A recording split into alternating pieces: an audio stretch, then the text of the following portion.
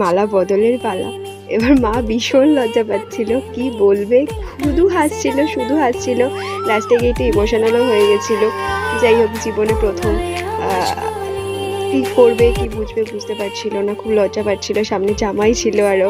তো আমার বাবা এটাকে ফুল এনজয় করেছে, ভীষণ এনজয় করেছে। আমার বাবা খুব একটা গ্রিন মানুষ যদি বলতে পারি। আমার বাবা খুব মানে আনন্দ করতে ভালোবাসে, আর আমার মাও ভালোবাসে, কিন্তু আমার মা খুব লাজুক। তো ফুলটা দিতে গিয়ে খুব হাসছিল, কিছুতেই দিতে পারছিল না, কিছুতেই আই লাভ ইউ বলতে পারছিল না। তারপরে আমাদের জোরঝাড় করাতে কোনো রকমে একটু বলেছে।